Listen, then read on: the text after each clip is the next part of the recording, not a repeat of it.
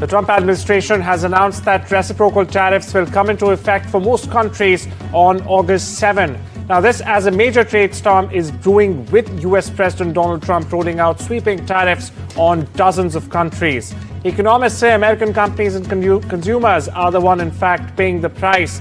Inflation is ticking up and imported goods are getting more expensive.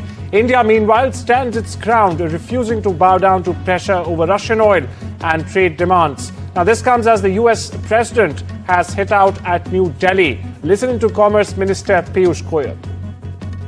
सरकार हालिया घटनाक्रम से होने वाले प्रभावों का परीक्षण कर रही है।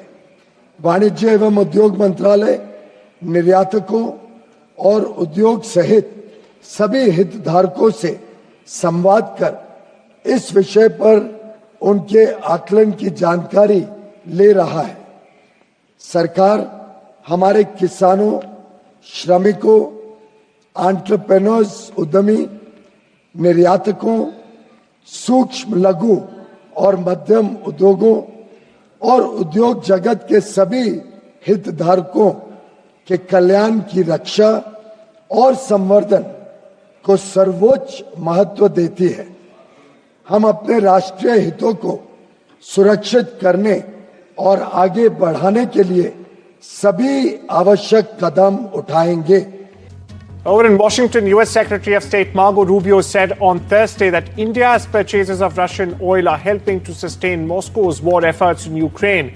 And it is most certainly a point of irritation in New Delhi's relationship with Washington. Although not the only point of irritation, he said. In an interview with Fox Radio, Rubio claimed that the US president is frustrated with the fact that India continues to buy oil from Russia despite having so many other oil vendors available and helping to fund Russia's war effort against Ukraine. Here's what he said. So as you know, the trade deals are coming down. That's not really your purview. You have enough on your plate. But one thing the president said last night on Truth Social, he goes, Russia continues to be the top oil supplier to India and during their first 6 months. They're making up 35% of the overall supplies. He, quote, India will therefore be paying a tariff of 25% plus a penalty for the above starting on August 1st. He's upset, maybe you're upset, that India continues to get, instead of a small portion, a great portion of their discounted oil from Russia, which is fueling their war machine. How disappointed are you in a so-called ally? Look, global trade, India is an ally. It's a strategic partner. Like anything in foreign policy, you're not going to align 100% of the time on everything. India has huge energy needs, and that includes the ability to buy oil and coal and gas and things that it needs to power its economy, like every country does. And it buys it from Russia because Russian oil is sanctioned and cheap, and meaning they have to, in many cases, are selling it under the global price because of their sanctions. Yep. And that, unfortunately, that is helping to sustain the Russian war effort. So it is most certainly a point of irritation in our relationship with India. Not the only point of irritation. We also have many other points of cooperation with them. But I think what you're seeing the president express is the very clear frustration that with so many other oil vendors available, India continues to buy so much from Russia, which in essence is helping to fund the war effort and allowing this war to continue in Ukraine. Donald Trump has signed an executive order on Thursday to increase tariffs on Canadian goods imported to the United States from 25% to 35%. The new import tax rate goes into effect Friday, according to a White House fact sheet. The White House, meanwhile, claimed that Trump had increased tariffs on Canada because it had failed to act on the public health crisis caused by fentanyl and illicit drugs flowing across the northern border into the United States. My colleague Maha unpacks.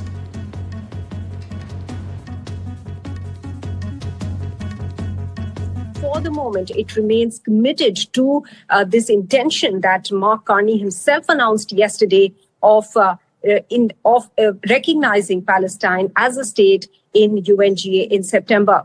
Now, as far as the tariffs issue is concerned, we can see that Donald Trump is now conflating several issues with this. It started off with fentanyl, the issue of fentanyl, and the issue of illegal immigrants crossing over from the northern border of the United States, that is from Canada. It has now gone down to unfair unfairly meting out structures of tariffs to the farmers. He says they are being tariffed almost 200%, and that farmers and dairy products coming in from farm products and dairy products coming in from Canada will therefore be tariffed by the United States as well. And now he is now associating this 35% tariff on non-CUSMA compliant goods coming in from Canada to the stand on Palestine that Canada has taken. So several issues being conflated there, Parmeshwar, as you can clearly see. Although Donald Trump has said that he's upset with Canada's decision on Palestine, but he's also pointed out that it's not likely to be a deal breaker between the two countries. They have been negotiating on a trade deal for a long time, but Mark Carney had pointed out that it is possible that that trade deal might not be complete before the 1st of August. That was the deadline given by the White House. And therefore, the 35% tariff on non-CUSMA compliant goods will come into effect midnight today. And meanwhile, Donald Trump's global tariffs face significant skepticism in a federal appeals court on Thursday as judges investigated whether the president had, in the first place, overstretched his emergency powers just hours before the latest sweeping round of duties is set to kick in, which has, of course, now been deferred till the 7th of August. Now, the full 11-strong bench of the U.S. Court of Appeals for the Federal Circuit in Washington, D.C. is considering whether Trump indeed exceeded his authority in imposing reciprocal tariffs on a large number of U.S. trading partners or not. Judges, meanwhile, repeatedly asked if Trump was justifying relying on emergency powers to effectively tear up U.S. tariff schedule without even consulting the Congress. My colleague Vishal gets you the fine print. There are several challenges right now as we speak, but the first one is the Federal Appeals Court that is hearing the case. So 5 small businesses and 12 Democratic-led states have moved the court. So it started with a smaller court in a lower court. The argument was heard in a lower court, but that did not materialize. It was sent to a higher court, which is hearing the case now. The case pertains to this use of this 1977 IEEPA law. So this is the law that has been used by the Trump administration to levy, to put these tariffs into effect. And petitioners have argued that that is not correct, that should be outlawed, because the lower court had agreed with the petitioners, as I mentioned earlier, that the functioning of the tariffs is not right, and the Federal Appeals Court is reviewing the case as we speak. And in the same vein, the federal judges in the same case, they have said that this aforementioned IEEPA law doesn't mention tariffs. So that is what they're arguing, that the word tariff has not been mentioned even once in that whole law that has been used to implement these tariffs. So the tariffs have been allowed to stay while the case is being appealed. So as I mentioned earlier, the lower court had stayed the tariffs, but that decision in turn was stayed by this higher court. And many of Trump's trade deals and tariffs hikes could be at risk because of this judgment, although the judgment is not supposed to come within the next week or so. But nonetheless, when it comes, there could be trouble for Trump. According to a recent Bloomberg report, New Delhi has told Washington officials that it is not interested in purchasing the F-35 stealth fighter. Now, this comes despite growing pressure from Washington to expand its defense imports. The news outlet quoted officials who said that the Modi government is unlikely to proceed with any major new defense acquisitions from the US in the near term, despite Washington's ongoing efforts to secure additional high-value contracts. The topic reportedly came up during PM Modi's visit to the White House in February, when President Donald Trump personally offered the F-35 as part of a broader strategic and defense partnership.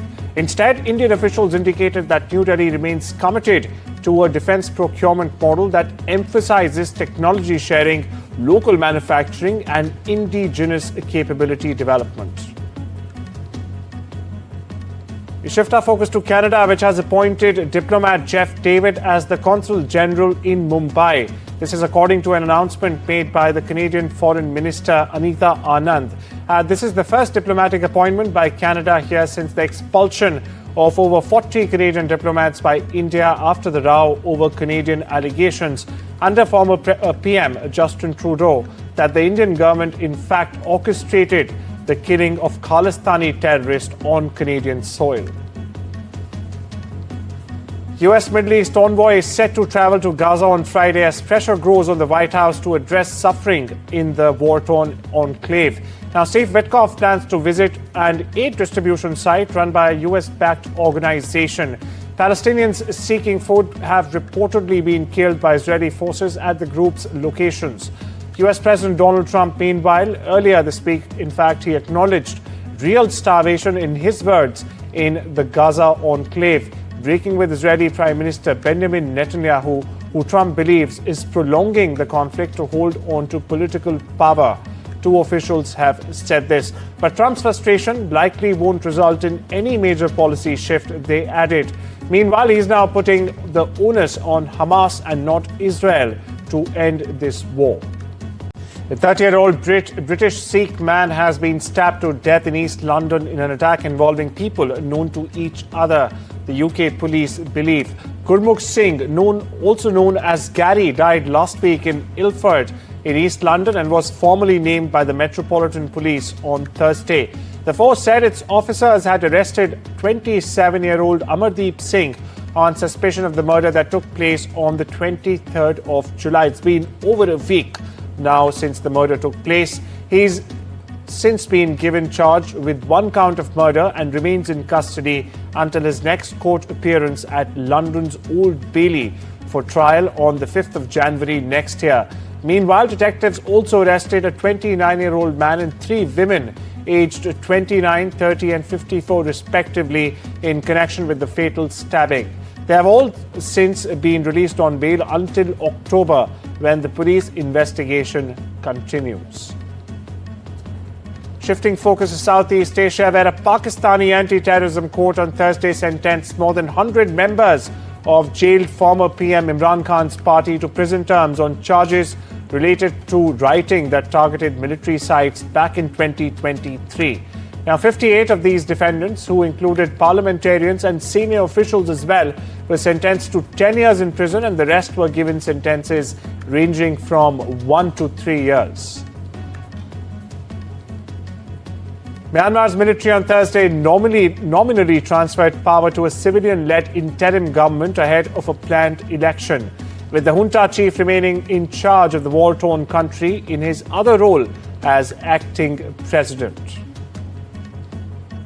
Shifting focus back to Washington, where President Donald Trump continues to put his personal stamp on the White House with a new $200 million ballroom.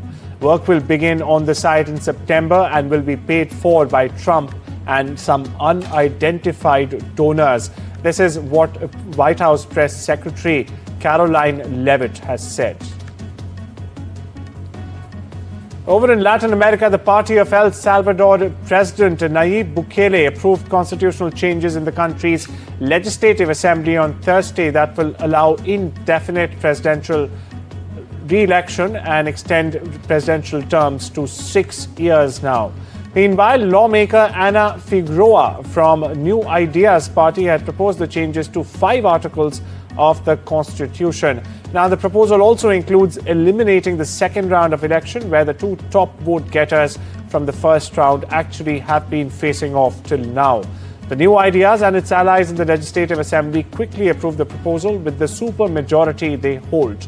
The vote passed with 57 in favor and 3 opposed.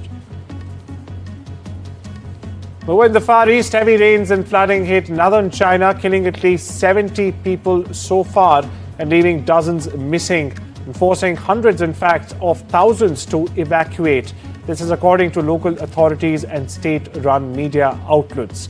8 people were killed following the adverse weather, with 18 more missing in the Hebei province. It's next to Beijing for perspective. Meanwhile, rescue operations remain underway there. And strong rainstorms, in fact, also lashed the U.S. East Coast on Thursday, delaying flights throughout the region and also prompting emergency rescues of motorists trapped in deep water on busy highways from the Philadelphia area to all the way, in fact, to into New York City. Meanwhile, in New York, flash flooding briefly closed sections of major roadways and also flooded train stations across the metropolitan region, as you see on your screen right there. Meanwhile, commuters captured videos of water pouring over a train on a platform in Manhattan's Grand Central Terminal and water pooling on the floor of a city bus as it pushed through a flooded Brooklyn street.